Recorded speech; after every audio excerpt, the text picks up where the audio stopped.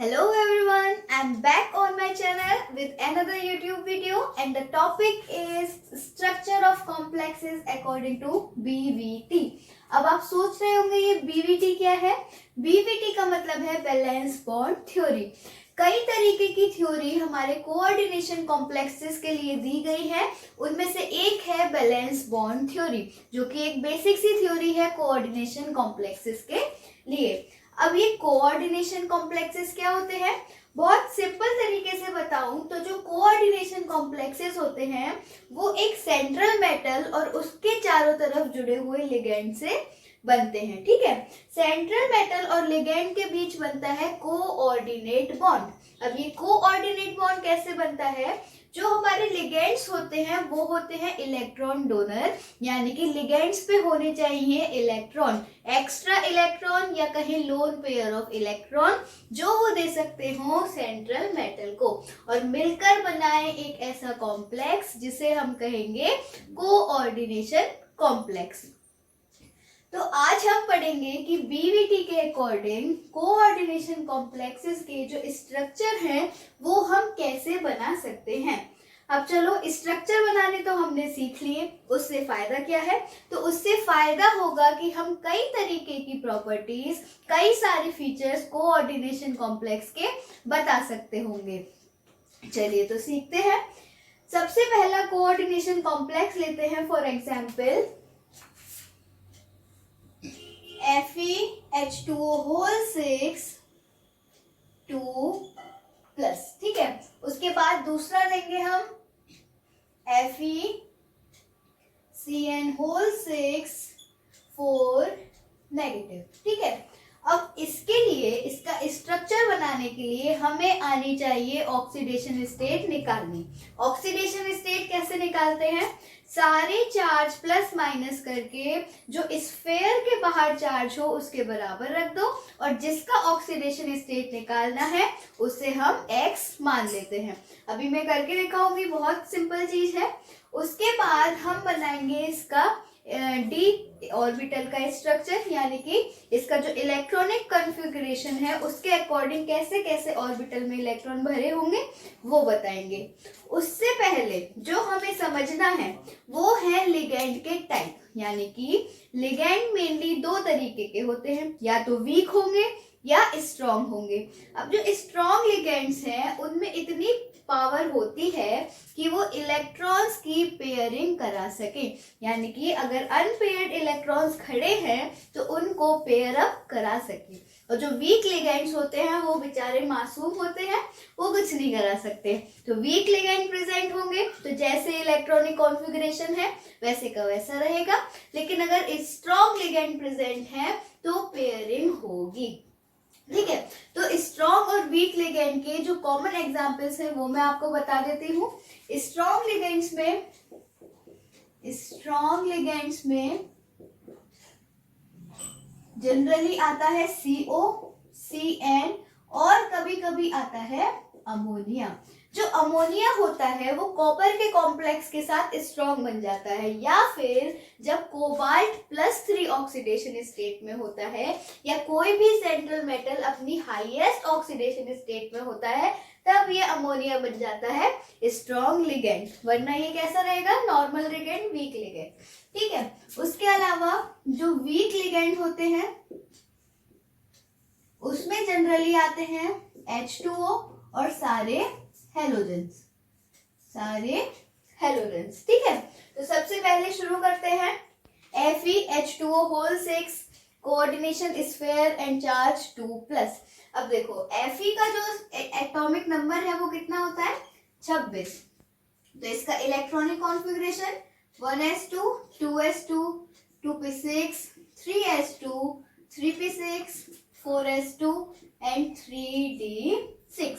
अब आपको इतना लंबा लिखने की जरूरत नहीं है बार बार। 4s2 पर 20 इलेक्ट्रॉन पूरे हो जाते हैं। अंदर वाले इलेक्ट्रॉन तो इनर शेल रहेंगे, तो आपको पूरा कॉन्फ़िगरेशन लिखने की जरूरत नहीं है, केवल आप कितना लिख सकते हो? 4s2 3d6। अब उससे पहले हमें निकालनी होगी आयरन की ऑक्सीडेशन स्टेट। अब ऑक्सीडेशन स्टेट कैसे निकालेंगे? देखो, इसको मान लिया, हमें आयरन की निकालनी है ना, तो उसको मान लिया हमने x प्लस कितने मॉलिक्यूल है हाइड्रो वाटर के 6 इंटू H2O पे चार्ज कितना होता है 0, तो प्लस 0 और बराबर टोटल मॉलिक्यूल पे जितना चार्ज है उसके, तो टोटल स्फीयर के बाहर कितना है प्लस का 2। ये वाला प्लस माइनस आपको ध्यान रखना है, इंक्लूड करना है, वरना हमारा ऑक्सीडेशन स्टेट गलत आ सकता है, ठीक है। तो x प्लस 0 बराबर प्लस 2, तो x कितनी निकली प्लस 2। तो Fe कितनी स्टेट में प्रेजेंट है प्लस 2 स्टेट में। अब आपको लगेगा कि बाहर स्फीयर के प्लस 2 लिखा हुआ था, यानी कि यही होती होगी सेंट्रल मेटल की ऑक्सीडेशन स्टेट, लेकिन ऐसा नहीं होता है। अब इस चीज को हम समझ सकते हैं इससे, कैसे। अब अगर इस हिसाब से हम देखें तो इसमें तो Fe की होनी चाहिए ऑक्सीडेशन स्टेट -4, लेकिन ऐसा होता नहीं है, क्यों देखते हैं। जैसे हमने इसे माना x प्लस 6 इंटू Cn का चार्ज कितना होता है -1 इक्वल्स टू जो टोटल चार्ज है -4, तो x -4 plus 6 is equals two plus का 2। तो इसका मतलब हो गया कि जो स्फीयर पे चार्ज है वो ऑक्सीडेशन स्टेट नहीं होती है हमारे सेंट्रल मेटल की, ठीक है। अब ये आ गया +2। अब पहले हम इसका देख लेते हैं, ठीक है। तो हमें ध्यान किसका रखना है, केवल 4s2 और 3d6 का। अब देखो 4s2 और 3d6 इसमें तो इलेक्ट्रॉन आ गए हैं, इसके बाहर भी और ऑर्बिटल होंगी जो कि वैकेंट होंगी, यानी कि खाली होंगी। कौन कौन सी होगी, 4p होगी, 4d होगी, 4f होगी, बहुत सारी होंगी। 4 में हमें जरूरत पड़ेगी 4p और 4d की बस, ठीक है। अब बनाते हैं, सबसे पहले बनाया ये 4s2 Fe के लिए, ठीक है, 4s2। फिर हमने बनाया 3d6, 2 3 और 5 3d6, और उसके पास है हमारी ये खाली 4p।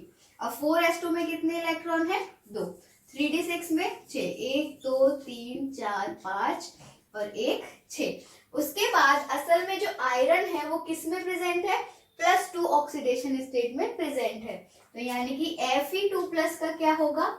अब देखो जो अगर 2+ लिखा है तो मतलब 2 इलेक्ट्रॉन हमें निकालने होंगे, और वो कहां से जाएंगे, वो जाएंगे 4s ऑर्बिटल से, ठीक है। तो अब इसमें से अगर हम 2 इलेक्ट्रॉन निकाल दें तो ये हो गई खाली। उसके बाद हमने बनाई 3d वाली, इसमें है 6 इलेक्ट्रॉन्स, और ये है हमारी 4p, वो भी है खाली। अब देखो हमें कितने लिगेंड जोड़ने हैं, हमें जोड़ने हैं 6 लिगेंड। कैसे, ये है H2O6, हमें कितने खाली शेल चाहिए, कितनी खाली ऑर्बिटल चाहिए 6, ठीक है। अब ये 3d वाली तो भरी हुई है, और H2O है हमारा वीक लिगेंड, तो ये बेचारा पेयरिंग भी नहीं कर पाएगा, तो 3d को तो भूल जाओ। इसके बाद और कौन सी वैकेंट प्रेजेंट होगी, D, कौन सी 4 की D। तो अब हमें वो 6 ऑर्बिटल कहां से मिलेंगी, 1 2 3 4 5 और 6, यानी कि ये जो 6 पानी के मॉलिक्यूल है वो जुड़ेंगे इस तरीके से, H2O H2O H2O and H2O।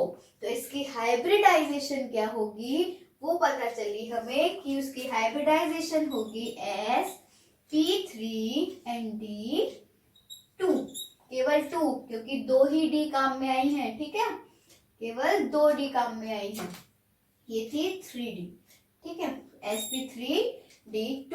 अब इसी तरीके से हम देखेंगे इसकी, उसके बाद देखेंगे कि क्या फर्क आता है दोनों के स्ट्रक्चर में। तो अब देखो आयरन का हमने फिर से लिखा 26 है एटॉमिक नंबर, तो कॉन्फ़िगरेशन हो गया 4s2 3d6, और उसके बाद प्रेजेंट होगी 4p खाली, यानी कि 0। तो ऑक्सीडेशन स्टेट कितनी है +2, तो आयरन कितने में प्रेजेंट है 2+ में, यानी कि 2 इलेक्ट्रॉन में निकाल दूंगी, तो ये हो गया 4s0 और 3d6, और 4p भी प्रेजेंट होगी खाली। अब अगर हम इसे बनाएं तो ये 4s खाली, 1 2 3 4 3d, और ये है हमारी 4p, तो 3D में कितने 6, 1 2 3 4 5 और 6। अब इसमें क्या होता है, जो हमारा लिगेंड है यानी कि Cn है वो कैसा है, स्ट्रॉन्ग लिगेंड है। स्ट्रॉन्ग लिगेंड में इतनी पावर होती है कि वो इलेक्ट्रॉन्स की पेयरिंग करा सके। तो होगा क्या, ये जो हमारे पास 4 अनपेयर्ड इलेक्ट्रॉन है इनके हम जोड़े बना देंगे या इन्हें हम पेयर अप करा देंगे। उससे क्या होगा, ये है S, हमने कराई Cn की वजह से इनकी पेयरिंग। तो देखो 4 थे तो 2 2 बन जाएंगे, 2 और 2, ये दोनों हो गए खाली। उसके बाद P की 3 ऑर्बिटल, 4 है 4p, 3d और 4s। तो अब हमें लिगैंड के लिए कितने खाली ऑर्बिटल चाहिए, 6। तो 1 2 3 4 5 और 6, यहाँ पर जुड़ जाएंगे हमारे Cn negative, Cn Cn Cn और Cn। तो अब इसकी हाइब्रिडाइजेशन क्या आई, इसकी हाइब्रिडाइजेशन आएगी D2sp3। क्या आएगी, D2sp3। अब देखो दोनों में दिख रहा है हमें फर्क, यहाँ पर तो हमने D2 लिखा बाद में और यहाँ पर हमने D2 लिख दिया पहले।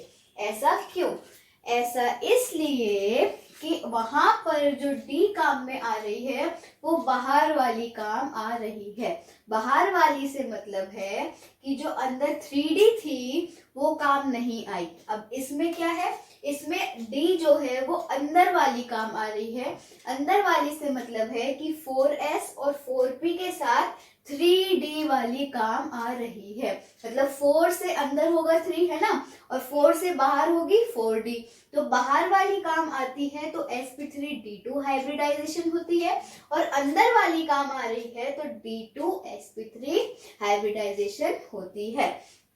तो दोनों के एक एक नाम दे दिए हमने कि जब हमारी बाहर वाली ऑर्बिटल काम आएगी, जब हाइब्रिडाइजेशन sp3d2 होगी, तब जो ये कॉम्प्लेक्स बना इसे हम बोलेंगे आउटर ऑर्बिटल कॉम्प्लेक्स। और इसी तरीके से जब अंदर वाली काम आ रही होगी तो इसे हम बोलेंगे इनर ऑर्बिटल कॉम्प्लेक्स। ठीक है, ये बात हुई हाइब्रिडाइजेशन की, यानी कि हमने इस कॉम्प्लेक्स के स्ट्रक्चर से क्या पहचान लिया, हाइब्रिडाइजेशन पहचान ली या निकाल ली। उसके बाद हम देख सकते हैं मैग्नेटिक कैरेक्टर। इनके मैग्नेटिक कैरेक्टर क्या है, मैग्नेटिक कैरेक्टर से मतलब है कि ये पैरामैग्नेटिक है या डायामैग्नेटिक है। पैरामैग्नेटिक क्या होता है, पैरामैग्नेटिक वो सब्सटेंस होते हैं या कॉम्प्लेक्स होंगे जिनमें अनपेयर्ड इलेक्ट्रॉन प्रेजेंट हो, यानी कि सिंगल इलेक्ट्रॉन या बिना जोड़ा वाला इलेक्ट्रॉन प्रेजेंट हो। ऐसे ही डायामैग्नेटिक कौन होंगे, जिनमें सारे के सारे इलेक्ट्रॉन पेयर्ड हो, वो होंगे डायामैग्नेटिक।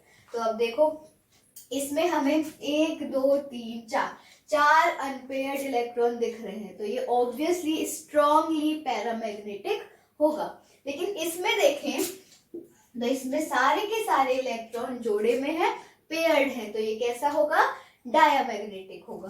तो ये जो कॉम्प्लेक्स है वो हो गया डायामैग्नेटिक, और जो ये कॉम्प्लेक्स है वो हो गया पैरामैग्नेटिक। ठीक है, इसके बाद ये जो हाइब्रिडाइजेशन है, इस हाइब्रिडाइजेशन से शेप क्या बनती है, जो ज्योमेट्री होती है वो क्या होती है, वो होती है ऑक्टाहेड्रल। ऑक्टाहेड्रल। अब इससे फर्क नहीं पड़ेगा कि इनर है या आउटर है, ज्योमेट्री दोनों की ही ऑक्टाहेड्रल होगी। ठीक है, अब अगला एग्जाम्पल अगर हम देखें तो हम देख सकते हैं अमोनिया जब लिगेंड की तरह लगा हुआ हो। अब इसमें एक एक्सेप्शन है, या एक्सेप्शन नहीं कहें, एक स्पेशल केस है जब कॉपर के कॉम्प्लेक्स में अमोनिया लगा हुआ होता है। चलिए वो देखते हैं।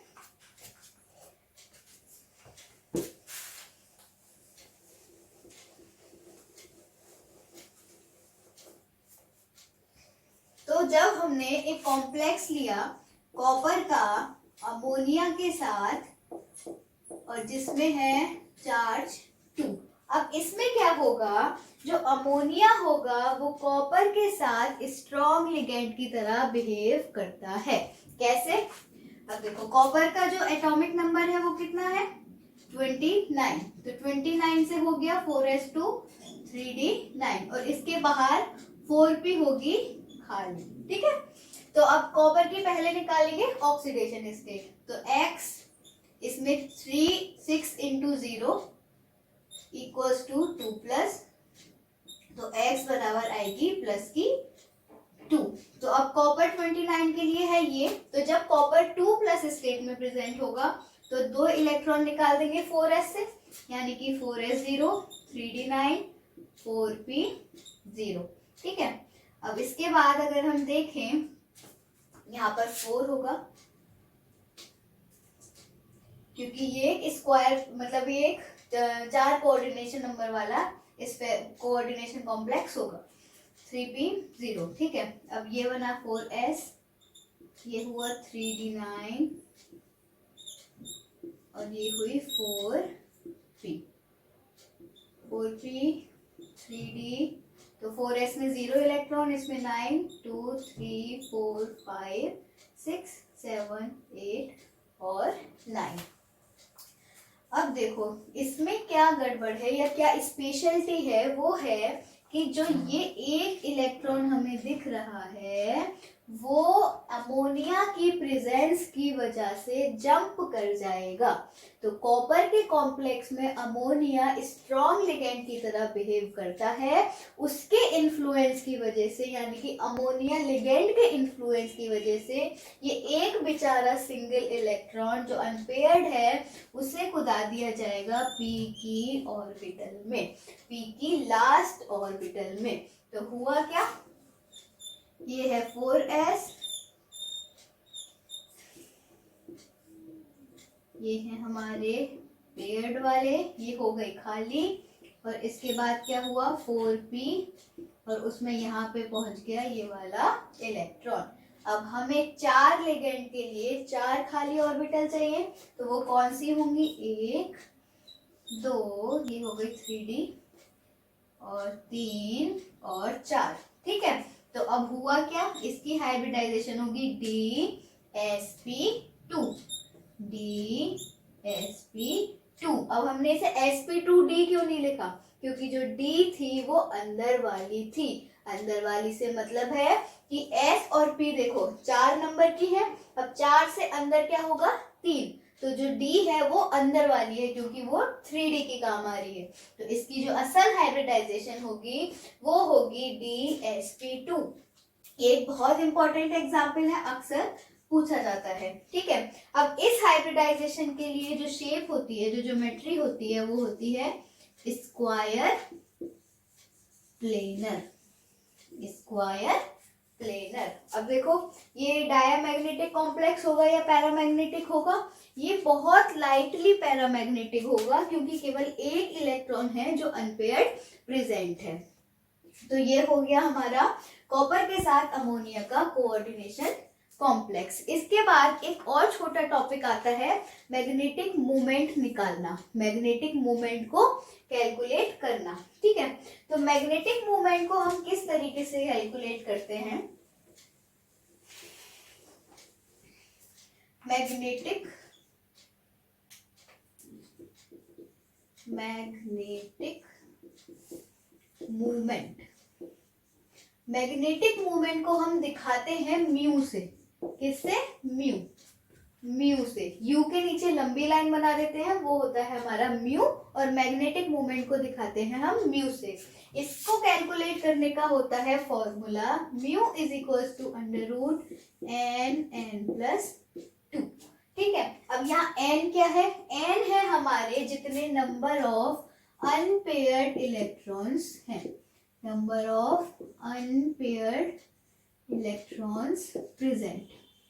अब फॉर एग्जाम्पल अगर मैं कहूँ इस कॉम्प्लेक्स के लिए मैग्नेटिक मूवमेंट निकालो आयरन का, या इस कॉम्प्लेक्स का ही मैग्नेटिक मूवमेंट निकालो, तो कैसे निकलेगा, इसमें कितने अनपेयर्ड इलेक्ट्रॉन थे 0, देखो एक भी नहीं दिख रहा है ना 0, तो क्या लगाऊंगी मैं यहाँ पर 0 0 + 2 इक्वल्स टू 0। तो इसका जो मैग्नेटिक मोमेंट होगा वो होगा 0। तो इससे हमें क्या पता चला कि जो मैग्नेटिक मोमेंट होगा वो केवल पैरामैग्नेटिक में ही प्रेजेंट होगा, यानी कि ऐसे कॉम्प्लेक्स जो पैरामैग्नेटिक हैं उन्हीं में हम मैग्नेटिक मोमेंट निकाल सकते होंगे। जो इससे पहला एग्जाम्पल था H2O के साथ, उसमें जो हमारे अनपेयर्ड इलेक्ट्रॉन थे वो थे 4। अगर उस वाले कॉम्प्लेक्स के लिए Fe का जो कॉम्प्लेक्स था वाटर के साथ, अभी जो पहले समझा, उसके लिए हम म्यू निकालें तो n की जगह लगाएंगे 4, 4 प्लस 2 यानी कि √4 इंटू 6 बराबर 24, और ये निकल के आएगा लगभग 4.9 के। तो जो म्यू आएगा उसके लिए वो आया 4.9। अब जब ये मैग्नेटिक मोमेंट कोई चीज है तो इसकी यूनिट भी होगी, है ना, हर वैल्यू की कोई ना कोई यूनिट होती है। तो मैग्नेटिक मोमेंट की जो यूनिट होती है वो होती है बोर मैग्नेटॉन, और इसे दिखाते हैं हम कैपिटल B और कैपिटल M से। आप किसी का भी मैग्नेटिक मोमेंट निकाल सकते हो जिसमें अनपेयर्ड इलेक्ट्रॉन्स प्रेजेंट होंगे। तो ये था पूरा बीवीटी के अकॉर्डिंग हम कैसे कॉम्प्लेक्स के स्ट्रक्चर को बना सकते हैं। आप और स्ट्रक्चर्स प्रैक्टिस कर सकते हैं, और कहीं जरूरत पड़े तो मुझे याद कीजिएगा, मुझसे पूछिएगा कमेंट सेक्शन में जो भी परेशानी आए। आई होप आपको आज की वीडियो समझ आई होगी। That's all for today. Thank you so much.